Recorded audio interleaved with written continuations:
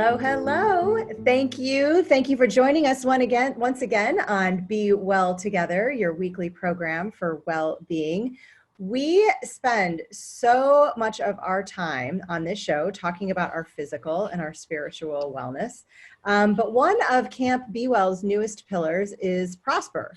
And this focuses in on our finances. And I think that we can all agree that enhancing our financial wellness has a huge impact and a huge effect on our overall well-being. So you have dialed in to the right show. If you are looking to avoid the pitfalls of or look for new opportunities in these crazy times that we're in, we have the perfect person here for you today. The very talented friend of Salesforce, Jill Schlesinger, has joined us. And in the event that you are unfamiliar with her, she actually started her career on Wall Street as a commodities trader, and she is an investment advisor and a certified financial planner. But wait, there's more. She is also an Emmy-nominated and Gracie Award-winning business analyst on CBS News. She hosts a podcast called Jill on Money, and she is the author of a phenomenal book, a New York Times best-selling book called The Dumb Things That Smart People Do with Their Money. So today we're going to see how we can prosper with Jill, with her tips, and help us think about our financial position during these incredibly crazy and uncertain economic times. So Jill, welcome to Be Well Together. Well, thank you so much for having me. I really appreciate it. You know, it seems so weird, Jody, just because I was at Salesforce in the Salesforce Tower just about a year ago, a little over a year ago. And to imagine how much has changed is really startling. And it really is. Yeah. And you know, I know that a lot of you watching, you know that you have that feeling inside you, which is like, I'm so lucky to have a job. And I get that. Everyone, you know, we're going to acknowledge that we're lucky. We can work from home and we have jobs. It also does not mean that you're going to feel 100% secure about your financial life. So I thought I would put together a quick little, like, kind of what the hell's been going on here for the last few months amid the pandemic. And then I can answer your questions. And again, part of what I do is try to bring a lot of the big macro stuff that's going on in the world to people's lives and help them distill this information. So I'm going to share my screen, which, God willing, this should all work. You know, you guys, can do this. I know you can do this. You know what? I want to tell you something. You say that, and yet, you know, it's you hard. did it. I did it. Hold on a second. Now, let me tell you okay. First of all, anyone who saw my presentations, and I did some webinars for you guys, and my presentations looked so much better because the file that I needed for my presentation was on a different computer, and I hadn't brought it with me when I bolted out of New York City 3 months ago. So it has like a subpar actual graphic design. So for those of you who are graphically oriented, apologies in advance. But I really am, just want to get through some of this stuff. Jody already did a lot of my background, but that's just to show you that I have a nice headshot. So that's what happens when you work in TV. So my main job is working for CBS News, and I do host both a radio show and a podcast. And I was an investment advisor way back when, 100 years ago, and I did start my career as a commodities trader, but now really I talk about stuff more than anything else. So, okay, where are we right now? I'm going to go through just a quick and dirty analysis of what has happened in the last 3-4 months in these various parts of the economy. So GDP is gross domestic product. That's just, you know, what's the big economy, all goods and services totaled up. Jobs we're going to talk about. We're going to talk about the housing market, and we're going to talk about sentiment, how people are feeling. We're going to talk about markets, and this should hopefully get us through the deep dive into what's going on. So if you can look at this is the real gross domestic product. And before the pandemic, we came into this year. I want to point this out because it's fascinating. If you look, over to the left, you see that economic growth was about, let's call it about 2%. That's where we were. That's when we were expecting about 2% growth over the course of the 2020. And then the pandemic hit. You see that big line down? That is an economy getting a lot smaller. In the first 3 months of this year, the US economy shrunk. Not supposed to shrink, right? That's what a recession is. So we have a contraction there. And the first quarter shows that we got smaller by about 5% on an annualized basis. We don't have the data yet for the second quarter, right? Today's the last day of the second quarter. It will probably come in like that we've shrunk maybe 20%. This is crazy, you guys. When we have recessions in the past, even the Great Recession, we never had the economy crater like this. And it happened so suddenly. So if you feel like, wow, it felt like we went off a cliff, the economy for sure did. And you'll hear people like me when we're on the news talk about, well, we haven't seen anything like this since the Great Depression. We haven't.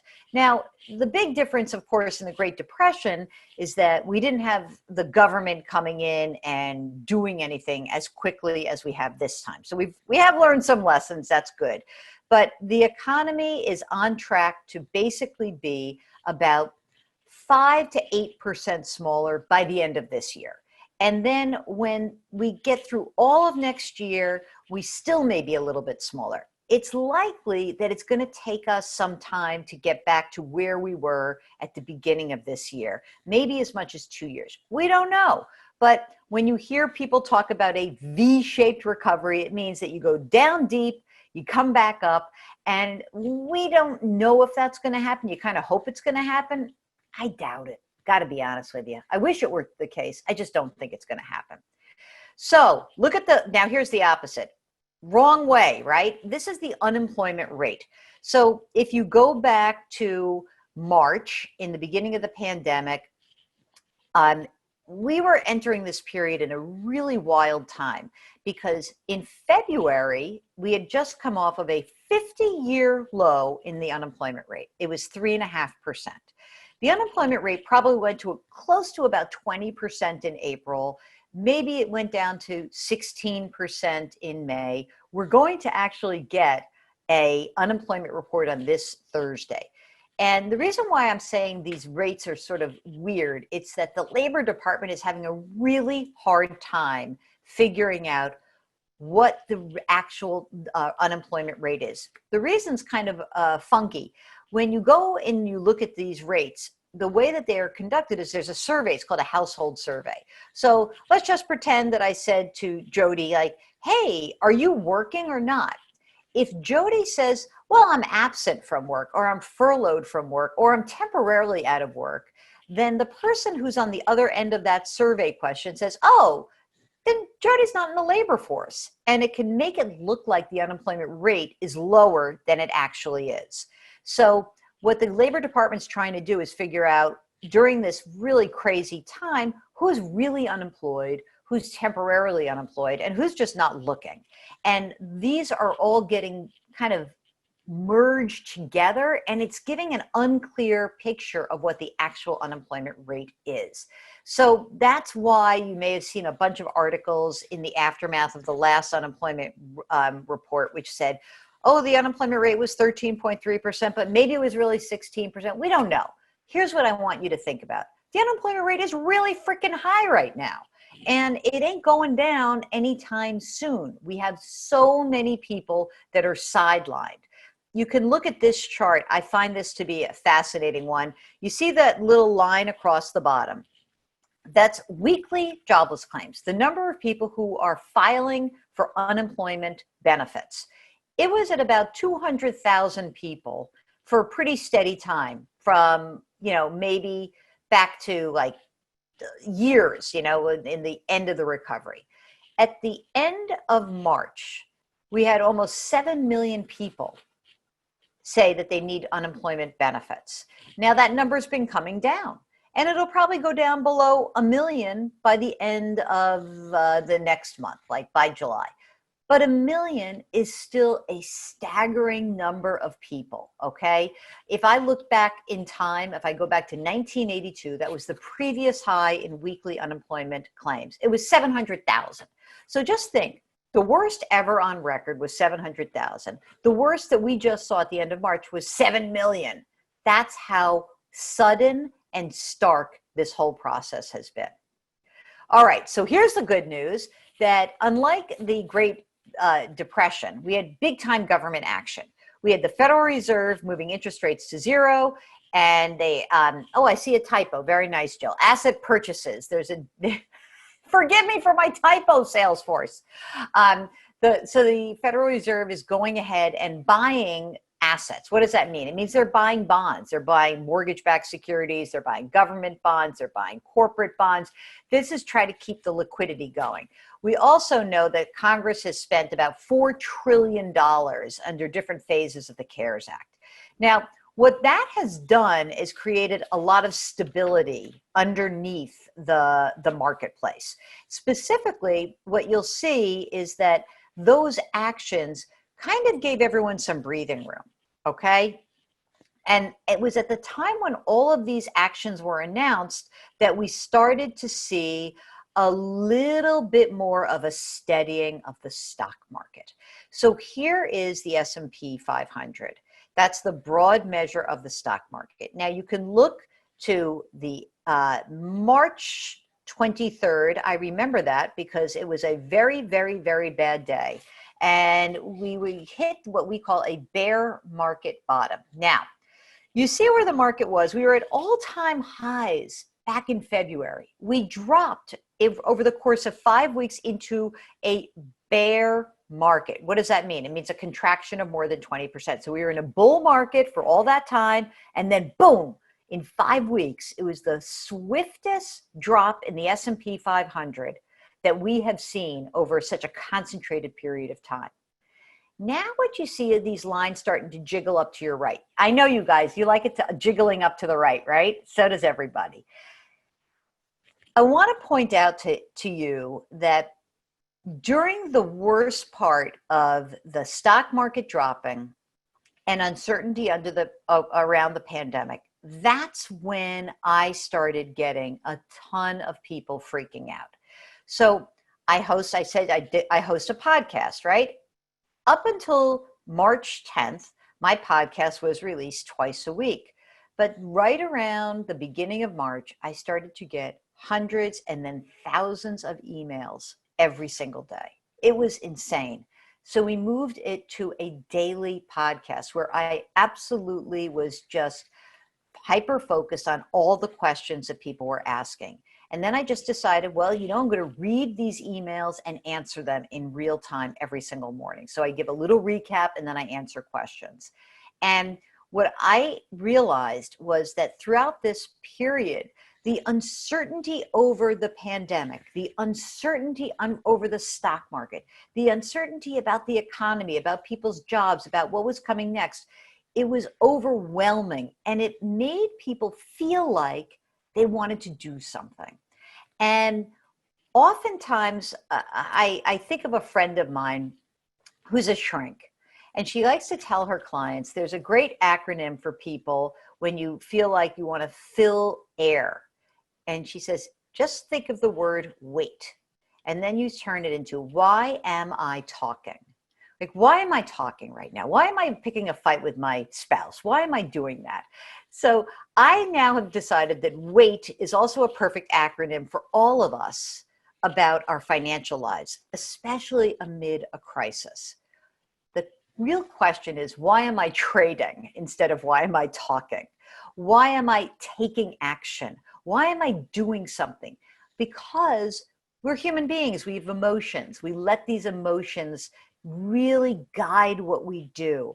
And I want to express to you how vital it is that in these times that you pull back from taking action, whether it's a trade, whether it is making a decision about a house, or whether it means that you're abandoning something that you were going to do, and really think about, let me get back to basics. Let me think about what's my game plan.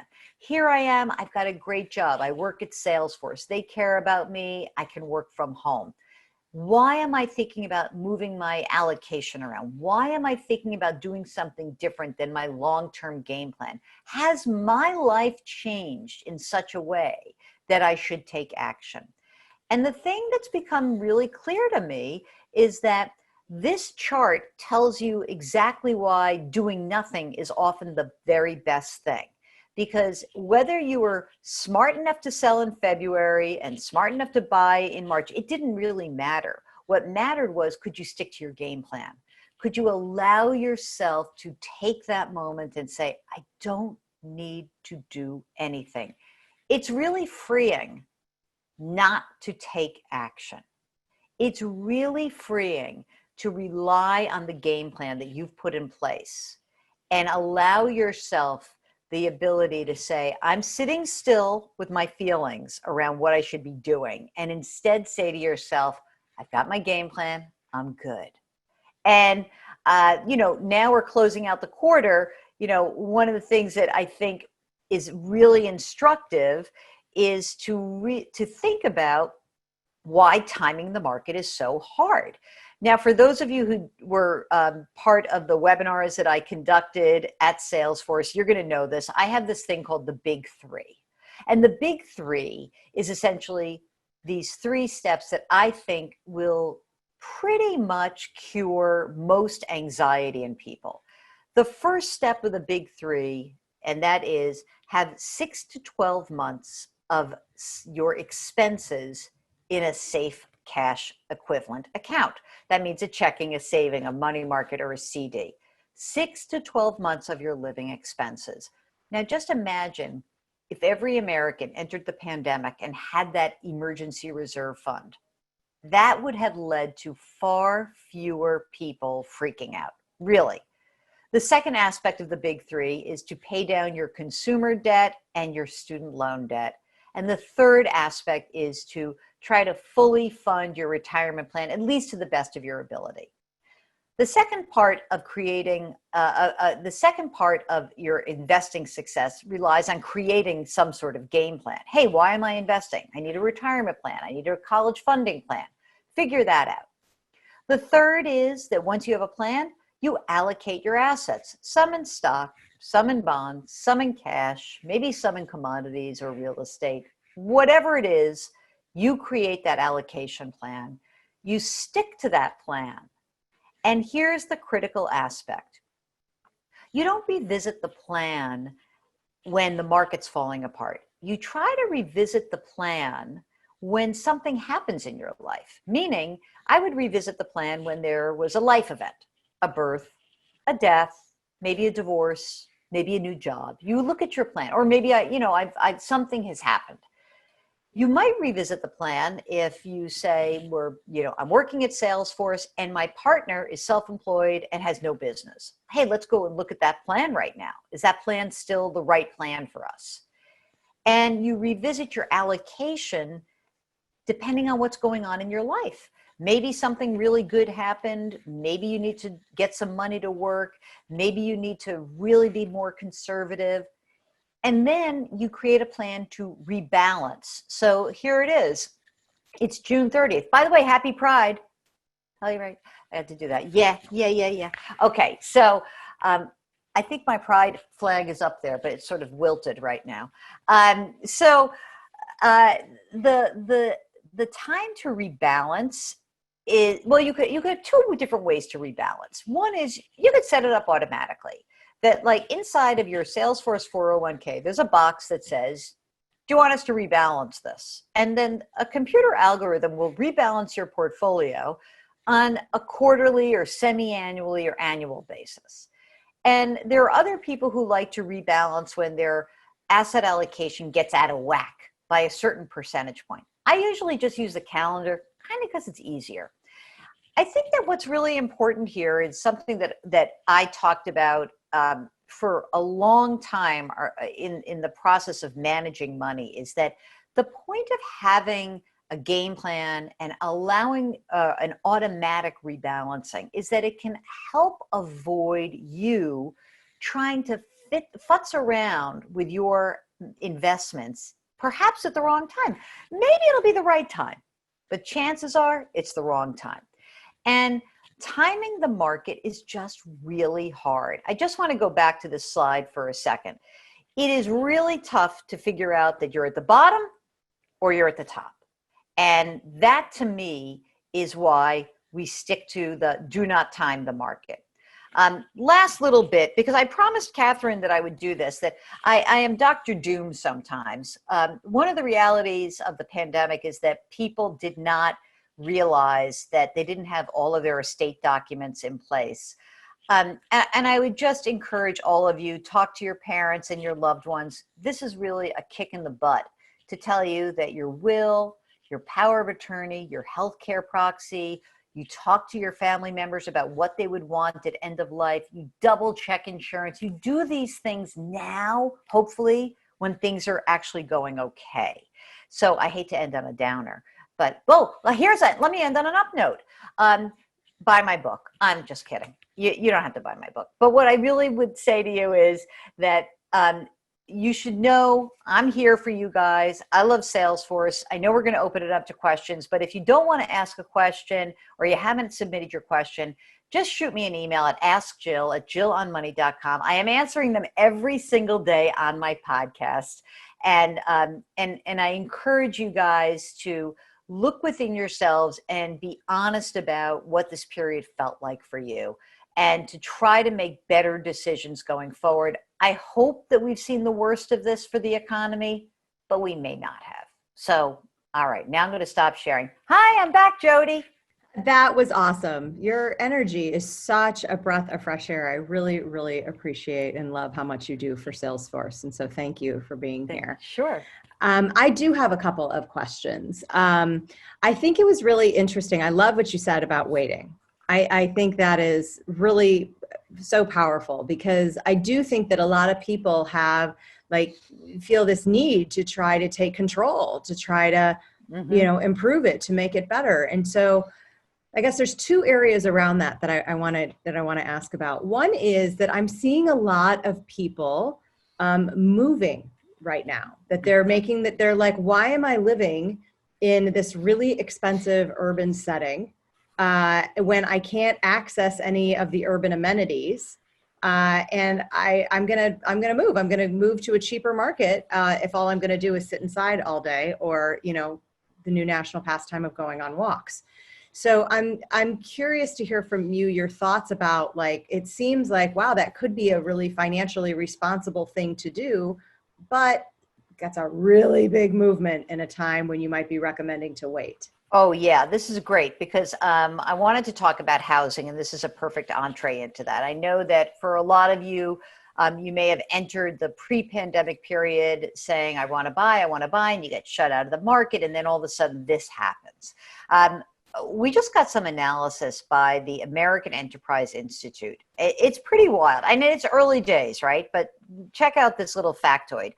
Over the last month, home purchases in non-urban areas have increased by a third more than in urban areas. And what does that tell me? It tells me that you're right. People are making some big decisions. I want to tell you a story about how that decision can bite you in the tushy. My brother-in-law and sister-in-law, after 9/11, were really freaked out, and they left New York City and they went to the suburbs, and they said that was it. And that was the last time I remember feeling this way, that right after 9/11, as a New Yorker, a lot of people were like, oh my God, being in the city is really scary. It's sort of depressing, right? And so there was a movement out to the suburbs. Well, my brother-in-law and sister-in-law lasted, I think, exactly 19 months in the suburbs. They got killed on the house, moving and moving back. They went back to the city. Before you make a big decision like moving, I think that time is your friend. And what I don't know is whether this is a temporary tick up in the non-urban, or it ends up being a longer term trend. And what I think is important is that, as you said, a house is a huge decision. It's probably the biggest asset in most people's lives, especially when they're younger. Making this decision amid the pandemic seems crazy to me. That said, if you were ready to buy a house 5 months ago and you freaked out and said, I'm not going to buy a house, until I know what's going on. Maybe now's the time to resume your job, that search for a house, because mortgage rates are at basically all-time Right. lows. It's still kind of aligned to what your plan was. Exactly. You really want to say, like, I kept my job, life is good. I would be very careful about moving to the burbs immediately, moving out of a city where you have been very comfortable for a long time without really understanding what it was like. I got a question from somebody who said, I'm going to buy a house, da, da, da, and they told me the whole story. And I said, but you're an hour and a half away from the city that you really love. Are you sure that's going to be okay 18 months from now? Yeah. And we don't So know it's the like answer. maybe no new plans. If your plan was always to exit stage left and get into the suburbs, then Great. maybe, maybe the accelerated timeline is okay. But if that That's right. wasn't like what your original goal was, then this may not be a time to set a new life goal. Right. And I would also mention that for a lot of people, and, I know that Salesforce is talking about, how and when people go back to work. A lot of people are thinking, hey, I'm going to move to a tertiary city and work remotely no matter what. That's great. Some people may think that's fantastic. Some people may not. But I would not alter my plan this moment and make that big zig or zag until I had more information. Yeah, that makes sense. That makes sense. Okay, one more quick question for you. A lot of us, we're hunkered down, not going to restaurants, not going on summer vacations, not paying for summer camps. And so there's actually just inherently in this lifestyle quite a few savings that we may be coming across. And is your advice still to kind of, let's assume that we have our big three taken care of, is your advice to kind of still wait and maybe not reinvest, or is it, or take something and put it somewhere? I would say this: if you don't need this money for a long time, like, you don't need the money for more than a year, then it's time to think about, what do I do with this money? So let's say you've got some extra money right this second, and you're already maxing out your retirement account, right? You're already putting $19,500 into your retirement account. Then start a non-retirement investment account. Just get that money to work. And you may choose to have it invested more conservatively than your retirement account, but this is a great time to accelerate your investing. I think of it as a supplemental retirement account, basically a little extra money on the side. Maybe it's the account that you always wanted to play with, even though I hate play accounts. But let's just say it's an account you wanted to experiment buying some stocks. You may see that, basically trading and buying stocks and little slivers of stocks and through various investment houses is really cheap. Maybe this is the time to do it. But just remember, if you need money within the next 12 months, then it doesn't get to be at risk. No way, no risk. Right. Okay. Right. Got it. Got it. Catherine, anything from you? I know we're at the time, but I want to make sure that we've got such a pro on the line here. I know you've been talking about no actions, but if there were some actions you would suggest people take during these times, what are the top three things you would suggest? Okay, so top three is, if you have not created that financial plan, you're at home, this is a perfect time to do it. I would also make sure that if you're, I know I do the estate plan stuff a lot. The reason why this has come up and become such a hot issue is that we know that a lot of older people became ill so quickly that they did not have time to actually even get their documents. So this is a time where, if you have had parents or you have adult children who you're reluctant to talk to, it is the icebreaker of the century. You cannot go wrong saying, Mom, Dad, I love you. I don't want anything bad to happen, but listen, we've got to have this conversation. So I would say, have the conversation. And I think the third thing, especially for people who are fortunate and continue to work, is to actually ask yourself, am I on track to do the things I want to do? Am I saving money for the sake of saving money? Am I saving money with a game plan in sight? Is there something that I want to think about in my own career that I could do because I have this beautiful time that is horrible and great at the same moment, right? Which is I am home and I can contemplate things about my own life and my own career. All the money that we talk about saving and investing, it's not for some like major league, oh my God, I'm going to go on the trip around the world. It's usually to give you opportunity.